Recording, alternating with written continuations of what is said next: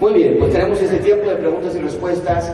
Ahí está el QR para que ustedes puedan enviar sus preguntas y respuestas. Sus preguntas, no, nosotros damos las respuestas, no envían las respuestas todavía.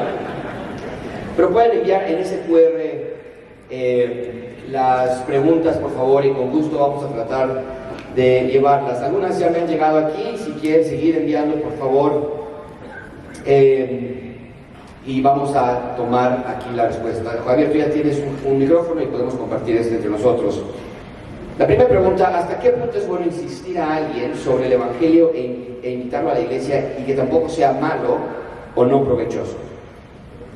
¿Hasta qué punto es bueno insistir a alguien que venga a la iglesia o el Evangelio y que no sea malo o no provechoso? ¿Alguien?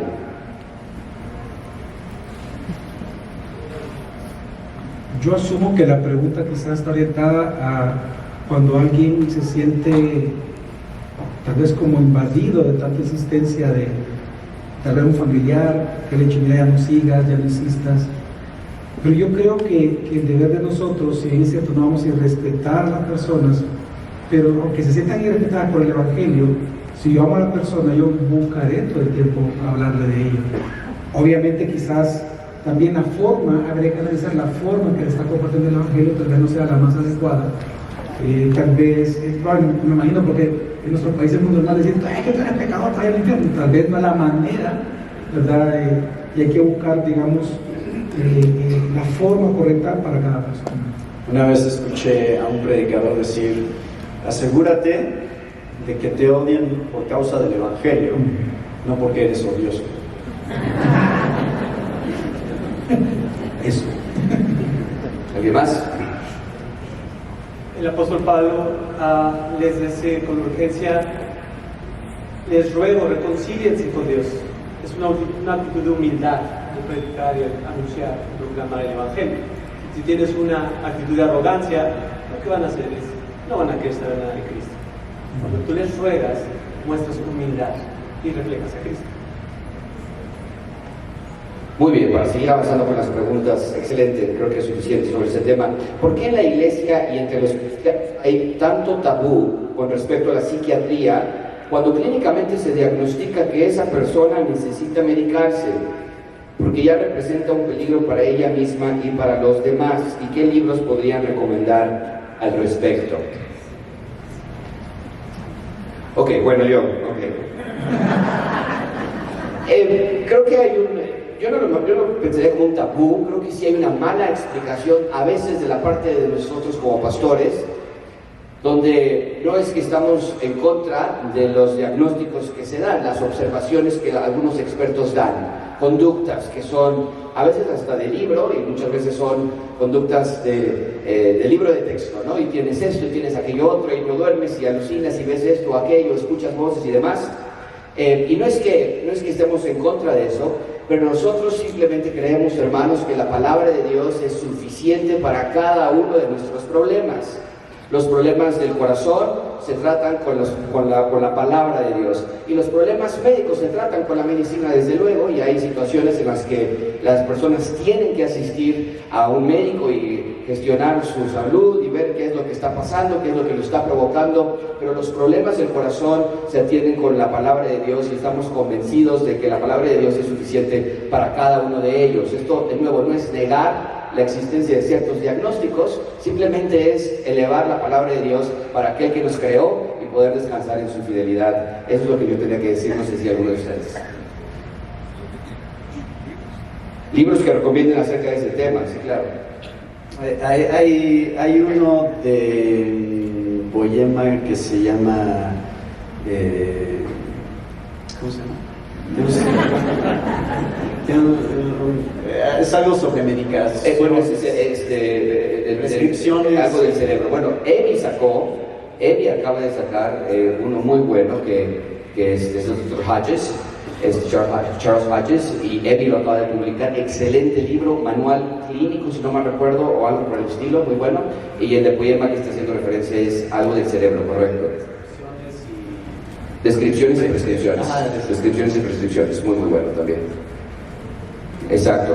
Y está aquí en la librería, probablemente Evi tiene muy buenos recursos en ese tema. Bueno, la siguiente pregunta, no sé si quieres agregar algo con respecto Rodrigo. Para los que, perdón, y también no conocen algunos a nuestro pastor Rodrigo, pastor de la Iglesia Gracia Soberana en Chalco, plantación de nuestra Iglesia Gracia Abundante, y es un orgullo y una alegría que estés con nosotros, Rodrigo. Si toda la Escritura apunta al Señor, es correcto afirmar que el antiguo pacto se interpreta a la luz del nuevo pacto. Mi pregunta es a razón de que la hermenéutica interpretativa dispensacional no lo ve de esa manera, por argumentar dos planes distintos, uno para Israel y otro para la Iglesia. Pero si la hermenéutica correcta es la interpretación del Antiguo Testamento a la luz del Nuevo, entonces es difícil sostener argumentos. Pasamos a la siguiente pregunta mejor. Es difícil sostener argumentos dispensacionales, al menos en el tema entre Israel y la Iglesia. Sé que son temas de segundo orden, pero me es interesante y necesario escuchar su opinión. Déjame nada más decir algo al respecto, porque nos echan bola, porque yo soy el único dispensacionalista. Tenemos a diferentes hermanos que son más hacia la teología pactual, pero este es el problema, hermanos, entre el dispensacionalismo. En efecto, hay una idea de que hay un plan para Israel y un plan para la Iglesia, lo cual es totalmente incorrecto. Nosotros, los dispensacionalistas, no todos creemos eso. Creemos que hay un solo plan, tanto para Israel como para la Iglesia, y que en efecto el Nuevo Testamento se interpreta a la luz del Antiguo Testamento, y en ese sentido creo que todos los que estamos aquí estaremos de acuerdo con ello. La diferencia hay obviamente entre unas situaciones escatológicas, obviamente, y algunos pasajes importantes de la Biblia que no consideraríamos como elementales para el Evangelio. Pero el dispensacionalismo que nosotros creemos, y Gracia Abundante particularmente, vemos un solo plan, una sola historia, una unidad entre el hombre espiritual y el hombre terrenal, que es lo que muchos dispensacionalistas clásicos habrían de haber enseñado anteriormente. Nosotros no, creemos que es solo un plan para la Iglesia. Hay diferentes tipos de dispensacionalistas, es bueno aclarar. Claro. Y va a haber diferentes grados de consenso dependiendo de cómo ves cosas. Pero hay un libro de Editorial Levi que tiene 4 posturas: teología del pacto, pactualismo progresivo, que es donde más me siento cómodo yo, y luego está dispensacionalismo progresivo y dispensacionalismo clásico. Y pueden buscarlo ahí con Evi, porque ahí cada autor presenta su propia postura y luego hay como interacción entre los diferentes autores. Esto está buenísimo para profundizar. Exacto. Solo quisiera decir que realmente la pelea no es entre dispensacionalismo y teología del pacto simplemente. Lo que acaba de decir Nathan es muy importante, porque la gama es más amplia. Entonces es importante tratar de buscar un balance y no quedarse en los extremos. Esa pelea puede ser nociva si nos quedamos solo en los extremos. ¿Algo más? ¿Ok? Hermanos, soy un adulto joven. ¿Qué me recomiendan hacer si me congrego en una iglesia que sí predica el Evangelio, pero no es muy bíblica?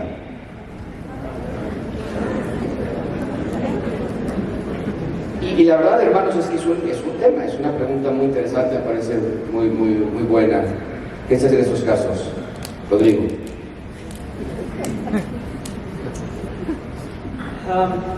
Yo creo que debes estar donde se predique fielmente el Evangelio y ser un luz tú ahí en el Evangelio, poder proclamarlo dentro de donde tú estás. Muchas veces tienden las personas a salirse porque no lo predican como tú crees o a tu estilo. Yo siempre recomiendo, no te salgas de la iglesia por cualquier situación. Si hay doctrinas que están en falta, que son fundamentales, creo que lo debes de pensar. Pero si no son fundamentales, Dios te va a usar ahí, proclamando el Evangelio fielmente, persiste y ora mucho al Señor para que te guíe qué decisión debes de tomar. Habría que definir a qué se refiere con no bíblica, o sea, de qué está hablando en realidad, porque a veces sí es algo menor y a veces sí puede tener cierta... A veces hasta la eclesiología podría ser peligrosa en una iglesia y hay que considerarlo. O sea, hay que ver de qué está hablando, ¿no? qué es lo que le preocupa tanto. Voy a mencionar un extremo de lo que estás diciendo porque ya lo dije. Un extremo de eso que estás diciendo es esta iglesia que tiene la poligamia. Ellos, si tú escuchabas el Evangelio, era el Evangelio. O sea, incluso era una soteriología, lo digo calvinista, terrible, pero todo... Dios me predestinó a tener muchas esposas y eso. Exacto. O sea, pero era herejía, era un hereje, pues, obviamente. Pero sí, yo sugeriría a este joven igual paciencia, oración y mira, en Apocalipsis incluso Dios le llama a una iglesia que estaba muerta, le llama iglesia. Ya estaba muerta y le sigue llamando iglesia. Pero es porque cuando se interpreta el texto, lo que está sucediendo es que eran las autoridades las que estaban muertas y adentro hay pueblo.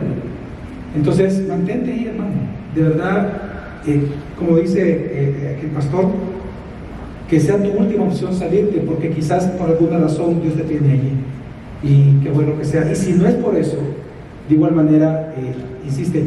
Perdón, voy a tomar nada más un minuto para decir esto rápidamente. Un joven llegó a la iglesia que quería cambiarse en esta iglesia. Y él dice, cuando lo entrevistamos, él me contó directamente que él se quería salir de la otra iglesia por lo mismo. Decía, no, él predica el evangelio, pero las doctrinas están equivocadas.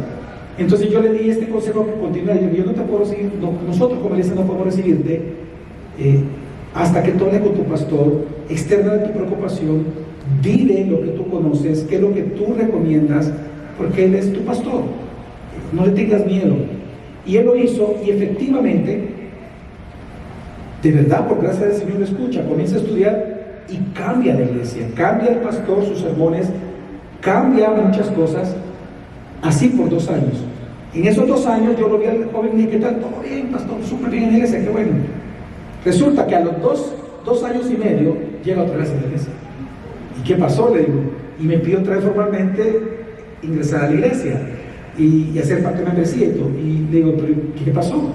Y él dice, bueno, que cuando vinieron los problemas financieros, entonces él lo que hizo fue descartar lo que hacía y volvió a predicar lo que antes predicaba.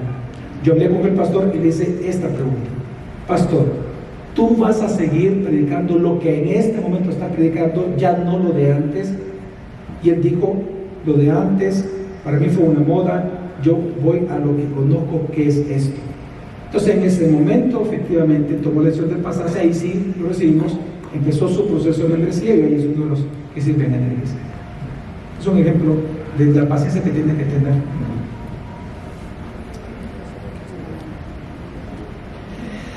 Pasajes que nos ayuden a sustentar que el reino de Dios está por culminar en su segunda venida, ante la postura preterista total y su interpretación de un reino cumplido y actual. Sí, el peligro del preterismo total es que deja todo completamente en el pasado, básicamente, y inclusive tiende a hasta negar una resurrección física de los santos y obviamente entonces las promesas de restauración de todas las cosas pues ya quedan totalmente ignoradas en un sentido donde se está espiritualizando toda esa parte, ¿no? Y sí, Dios tiene un plan físico para el mundo y para la realidad futura. Entonces, no sé cómo era la pregunta exactamente. Sí, textos que nos ayuden a sustentar que el reino de Dios aún está por culminarse en su segunda venida. Bueno, 1 Corintios 15, o sea, claramente Pablo está apuntando hacia una realidad futura que todavía no se ha cumplido, que es nuestra esperanza, resurrección física y la derrota de la muerte. Ya no habrá más muerte en el estado eterno, y eso obviamente tiene un cumplimiento futuro. Y en ese pasaje Pablo plantea la idea de si no tenemos esa esperanza, entonces somos los más dignos de lástima porque hemos esperado algo que no se va a cumplir, ¿no? Entonces, si no hay resurrección física, tal como la está planteada en el capítulo 15, pues finalmente no tiene sentido el cristianismo, estamos perdiendo el tiempo acá. Entonces, preterismo total, claro, tiene el peligro de perder de vista cuál es nuestra esperanza realmente. Agregaría tal vez el mismo ministerio del Señor Jesucristo, cuando Él llega a la tierra y dice, el reino se ha acercado, cuando está con los fariseos, con los religiosos, dice, el reino está entre ustedes. pero ya hacia el final de su ministerio comienza a hablar en términos futuros, ¿no es cierto? No voy a tomar para sellar el pacto nuevo, él dice, no voy a tomar de este vino, de este fruto de la vid hasta el reino de mi Padre. Y cuando después de su resurrección los discípulos le preguntan que si es el tiempo de restaurar el reino de Israel, dice que todavía no. Entonces vemos esa dualidad en que el mismo Señor Jesucristo dice, ya se ha acercado y hasta aquí, las parábolas del reino, y al mismo tiempo él habla de que aún no, aún no. Sí, bastantes pasajes. Nuestro sufrimiento no tendría sentido acá porque el sufrimiento tiene sentido por la gloria venidera, ¿no? La gloria los sufrimientos son incomparables con la gloria futura, Romanos 8. Cuando Jesús resucitó tenía un cuerpo glorificado y se ha mencionado que por eso no lo reconocían. ¿Qué es lo que cambió en su cuerpo? Nosotros tendremos un cuerpo igual. Y una paréntesis, sigan enviando preguntas, se me están agotando aquí en la lista, o no sé si algo tenemos más por ahí, pero bueno, ¿cómo va a ser el cuerpo que tendremos glorificados y qué es lo que cambia en el cuerpo de Jesús? Bueno, todo es especulación en ese caso, ¿no? Es decir, no hay un pasaje que afirme claramente, pero lo que sí está claro en el Nuevo Testamento, justamente en 1 Corintios 15, es que llevaremos el cuerpo del celestial. Así como hemos llevado el cuerpo del terrenal, que es Adán, llevaremos ese cuerpo glorificado porque nuestro cuerpo no es capaz de heredar la realidad futura, la realidad que vendrá. Entonces, sí, efectivamente la Biblia afirma que nuestro cuerpo cambiará. Podemos ver aspectos de la resurrección de Jesús, como su cuerpo era diferente, desaparecía y aparecía, ese tipo de cosas. Pero también pienso y me gusta pensar en cómo tiene que ser un cuerpo sin la presencia del pecado. Nosotros no tenemos ni idea qué es eso, porque todo lo que hacemos tiene la influencia del pecado. Desde que nos levantamos hasta que nos acostamos, nosotros no sabemos qué es amar, no sabemos qué es trabajar, no sabemos qué es reír, no sabemos qué es jugar, no sabemos nada sin la influencia del pecado. Entonces podemos empezar a imaginar cómo sería una vida sin la influencia del pecado en cada minuto.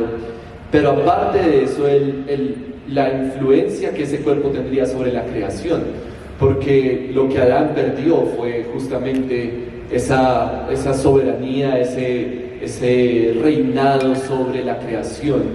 Y Pablo en Romanos 8 dice que la creación espera ansiosamente la revelación de los hijos de Dios, ¿no? Que la creación sea sometida a los hijos de Dios glorificados, representando y reflejando a Cristo completamente. Entonces, realmente es fascinante pensar en eso, cómo sería. Hay un libro de C.S. Lewis que se llama El Gran Divorcio, que a uno lo hace imaginar cómo puede ser, pero bueno, esa es otra cosa. En el pasaje que citaste también la otra vez de 1 Corintios 15, Pablo hace una analogía muy interesante, que es la de una semilla y una planta. Entonces la analogía sigue siendo esencialmente lo mismo, pero con otra forma. Entonces nada más te da a entender como que sí hay muchos aspectos que serán diferentes en un cuerpo resucitado. Se ve muy diferente cuando es una semilla que cuando ya es una flor, una planta que ya germinó, ya floreció. Entonces ahí es un poquito nada más, o sea, obviamente estamos especulando, sí, pero esas son las analogías que usa la Biblia. ¿Podrían ampliar el concepto de hijo del hombre mencionado en el Antiguo Testamento? Hijo del hombre mencionado en el Antiguo Testamento. Eso es lo que viene de Daniel 7, ¿no? Thank you, tú lo mencionas tú. Entonces, contrario a lo que algunos piensan, eso no está haciendo tanto referencia a la humanidad de Cristo, sino a su divinidad, porque en el pasaje de Daniel 7 es juez y tiene autoridad y reina, o sea, hay un aspecto divino del título hijo de hombre. Y pues, no sé, ¿qué más? En ese pasaje es muy interesante el título de hijo de hombre, porque es una visión en donde hay muchas naciones, ¿no? Está la Babilonia y luego todas las naciones que vienen posteriores. Pero lo interesante es que todas las naciones son bestias. Entonces son animales como casi mitológicos, aterradores, ¿no? Un león con, bueno, no me acuerdo cómo eran, un oso que tenía patas de no sé qué cosa, y bueno. Pero el caso es que todos son bestias, todos los reyes de la tierra son bestias, pero solo hay uno que es realmente un hombre, ¿no? El rey supremo al que el anciano de días le da el gobierno sobre todas las cosas. Entonces yo ampliaría un poco el concepto diciendo, es el rey verdadero, es el rey que necesita la humanidad. Todos los demás reyes son bestias, pero este es el rey hombre en verdad. Y hay otro pasaje en Ezequiel, en donde a Ezequiel se le llama hijo de hombre. Entonces, cuando se usa en el Nuevo Testamento, también puede en algunos pasajes, y va a depender del contexto, puede estar refiriéndose al ministerio profético de nuestro Señor Jesucristo. Solo agregar a lo que tú enseñaste ayer, por cierto, que tiene que ver con esto, si lo metemos dentro de la historia de redención, ¿no? Que lo que Adán perdió, precisamente recupera al dominar sobre la creación. Agregar dentro de la historia de redención. Y algo que acaba de decir Natán es muy interesante. Hijo de hombre muchas veces se refiere a su deidad, mientras que la expresión hijo de Dios se refiere a su humanidad, porque es el rey prometido descendiente de David. Entonces es una muestra de cómo la teología bíblica es útil para entender esos conceptos. A mí me gusta pensar en esos términos también cuando hablamos de hijo de hombre, particularmente de Daniel 7, y después cuando Jesús se lo adjudica en términos de vocación, que es lo que Javier acaba de mencionar. ¿Cuál es la vocación por la que Adán y Eva fueron creados? ¿Qué función tendrían que haber llevado? Y cuando Jesús se adjudica ese título, obviamente la profecía de Daniel, él está diciendo: yo cumplo esa vocación de regente en la tierra como el perfecto modelo humano, el perfecto patrón de lo que un humano debería ser, ¿no? Entonces en Gracia Abundante siempre hablamos de humanoides, como nosotros somos humanoides, parecemos humanos, no lo somos, pero el Hijo del Hombre sí lo es, el Hijo de Dios sí es el hombre modelo, y creo que es esa parte de función como regidor, como virrey de Dios en la tierra, el Señor Jesucristo que cumple esa función. Frente al posmodernismo que niega las metanarrativas, ¿cómo podemos argumentar a favor de la singularidad de la metanarrativa bíblica? Frente al posmodernismo que niega las metanarrativas, ¿cómo podemos argumentar a favor de la singularidad de la metanarrativa bíblica?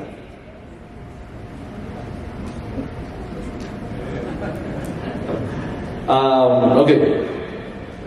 No entiendo bien por qué dice que el posmodernismo niega las metanarrativas.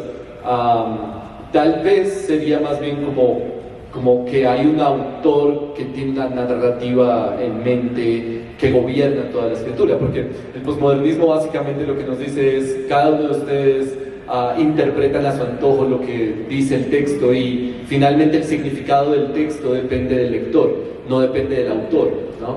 Ahora, eso es el posmodernismo. La metanarrativa bíblica indicaría: no, si hay un autor y tiene una intención, y si no entendemos esa intención original, no solamente del autor humano que escribió el texto, sino el autor divino que inspiró la Biblia entera, entonces no podemos hacer un buen trabajo de interpretación bíblica.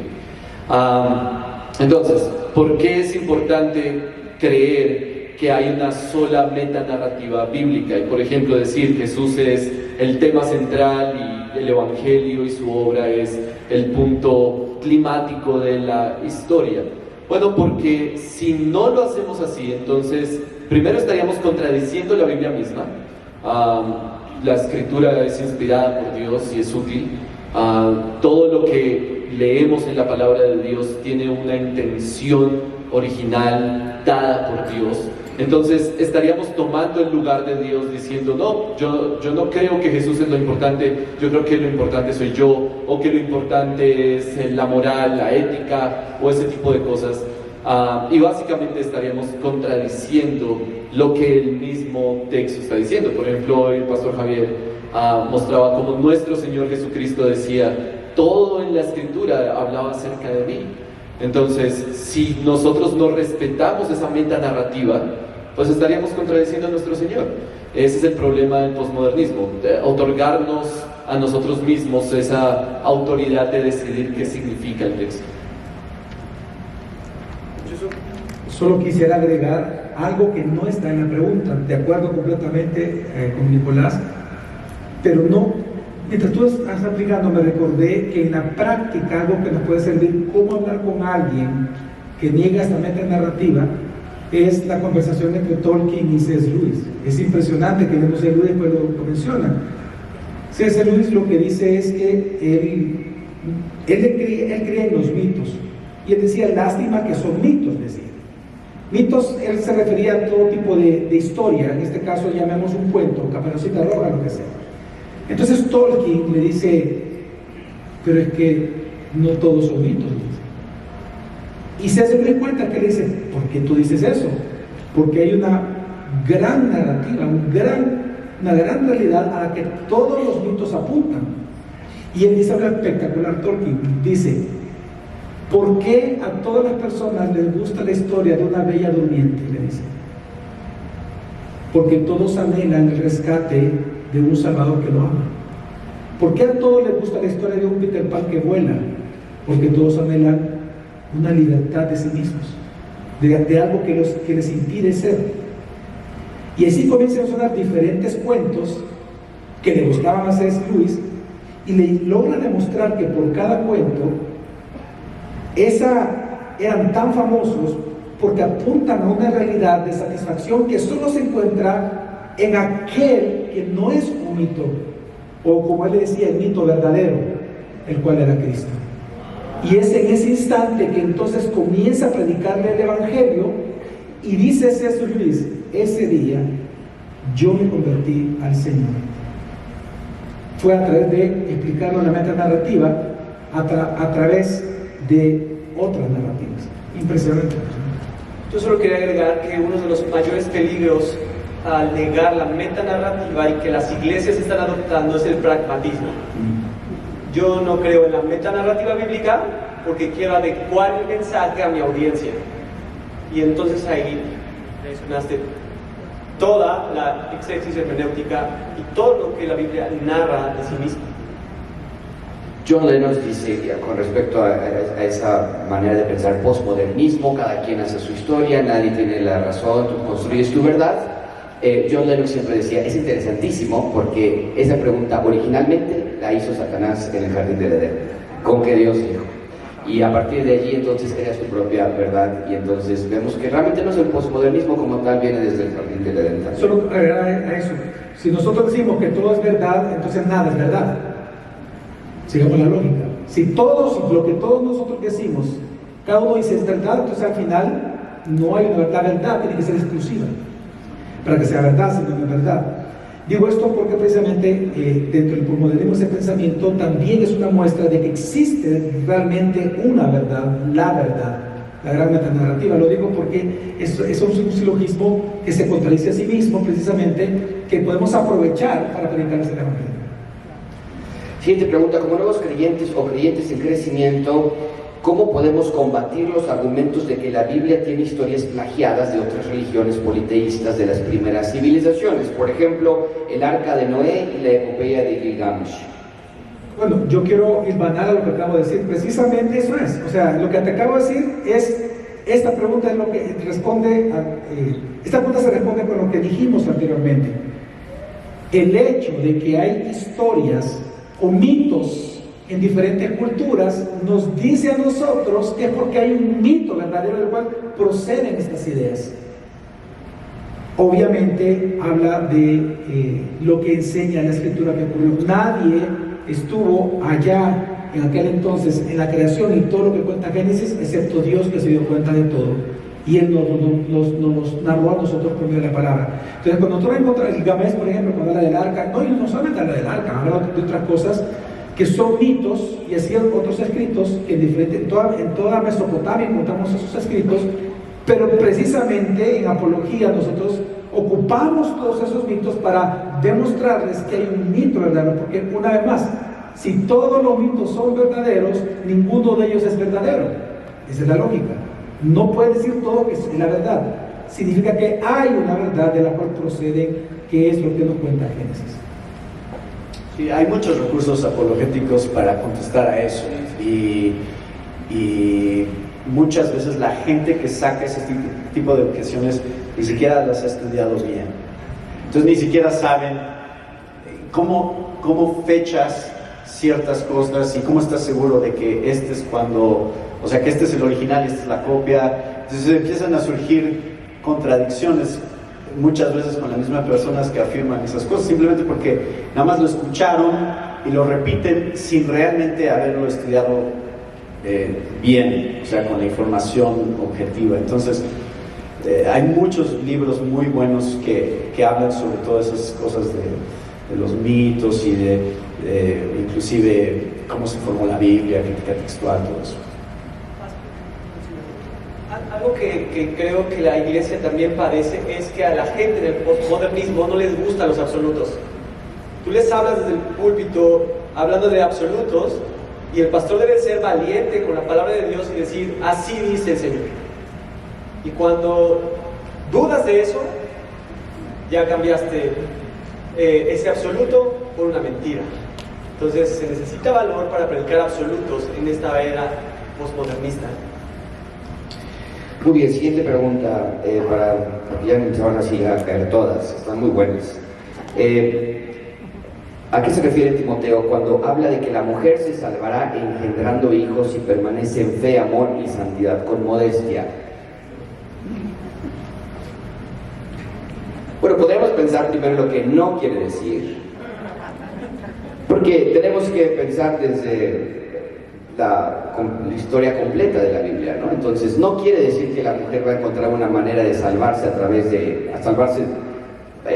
ser parte de la familia del rey a través de tener hijos, ¿no?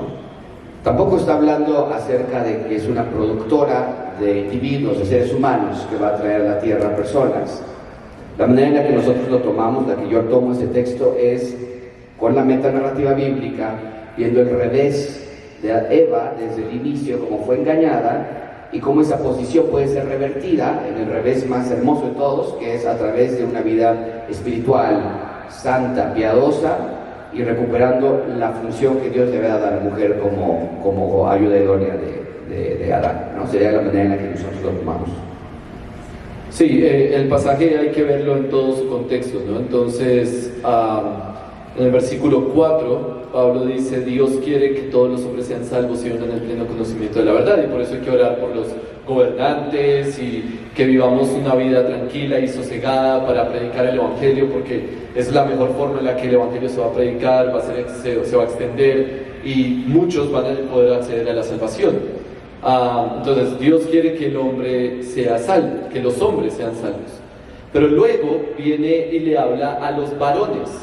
Y entonces en el versículo 8 dice, por tanto quiero que en todo lugar los hombres, ahí ya no usa el término antropos, que es hombre en general, hombre-mujer, sino aner, que es varón, ¿no?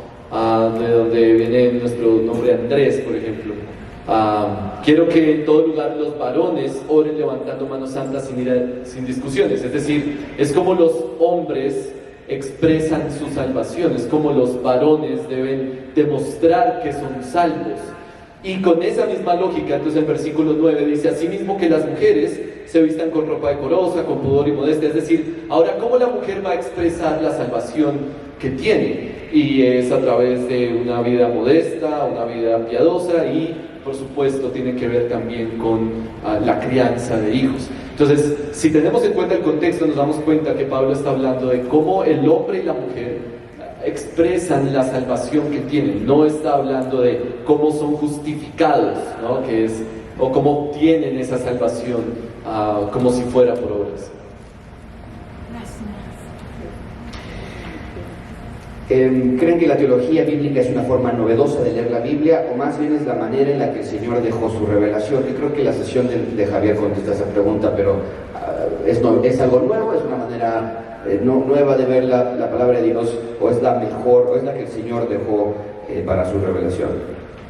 Sí, bueno, Lucas 24 es claro, o sea, esta es la manera de inclusive regresar, y tú puedes leer cualquier parte del Nuevo Testamento, cómo están citando el Antiguo, cualquiera de las epístolas, Hechos, los Evangelios, siempre que están citando, están aplicando el Antiguo Testamento a Cristo, siempre.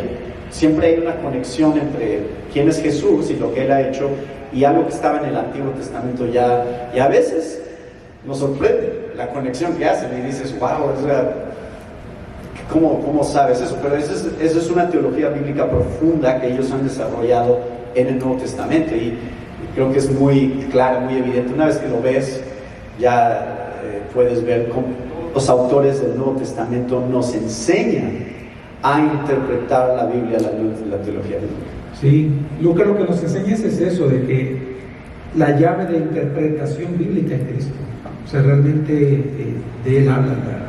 Ahora, lo que pasa es que también como ciencia, o sea, no es nueva, es decir, surgió después de o sea, lo que hoy conocemos como teología bíblica surgió después de la Primera Guerra Mundial, pero lo que antes se llamaba teología bíblica fue en el siglo XVIII, y ahí específicamente se le consideraba como la historia de las religiones o del pensamiento religioso en todas las épocas bíblicas. Pero realmente si nos vamos a la Escritura, eso viene de Cristo y es el concepto que actualmente se está recuperando de la teología bíblica, porque en teología bíblica hay muchas definiciones, muchísimas definiciones. De hecho podemos compartimentalizar, ¿verdad?, tipos de teología bíblica, desde las más críticas a la literatura que no creen en el Señor, hasta que son totalmente canónicas, pero realmente el concepto como tal, para esta conferencia creo que es importante rescatar que Cristo es la llave de la interpretación de la Escritura. Muy bien, una pregunta más y terminamos en la parte del panel. Todos sabemos que Cristo es 100% hombre y 100% Dios. Si decimos que antes de este hecho Cristo solo era espíritu y ahora es también hombre con un cuerpo palpable, entonces sigue siendo 100% hombre y 100% Dios. R.C. Sproul tenía una manera muy interesante de responder esta pregunta, ¿no, Natán? Platícanos.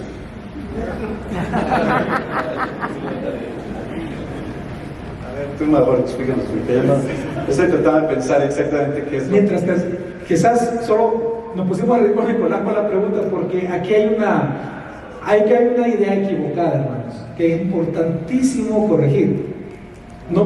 No podemos decir nosotros, o sea, algo no puede ser 100% algo y 100% lo contrario. Esto no puede ser 100% un iPad y 100% una pelota.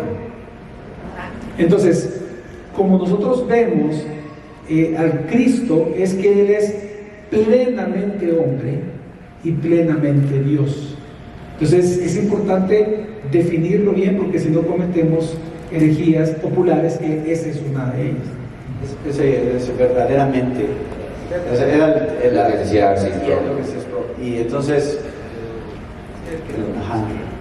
y tienes herejías que se han contrarrestado a lo largo de la historia de la iglesia sobre la naturaleza de Cristo. Entonces es una persona, dos naturalezas. Y para responder una parte de la pregunta que escuché es, sí, Él es hoy hombre, Él tiene un cuerpo físico hoy y lo tendrá por la eternidad. Entonces, bienvenidos a uno de los misterios más grandes de la Biblia, ¿no? Dios se hizo hombre, hermanos, eso es maravilloso. Justamente es el misterio de la piedad, Dios se hizo carne, ¿no? En 1 Timoteo 3. Y por eso es que será suficiente ver a Cristo y verlo en su forma física, humana, y estaremos viendo a Dios plenamente. Entonces, Él es hombre. Hermanos, muchísimas gracias, Nicolás, Natán, Rodrigo, Javier, por estar con nosotros, ayudarnos con algunas preguntas, poquitas, pero agradecemos su participación en este panel.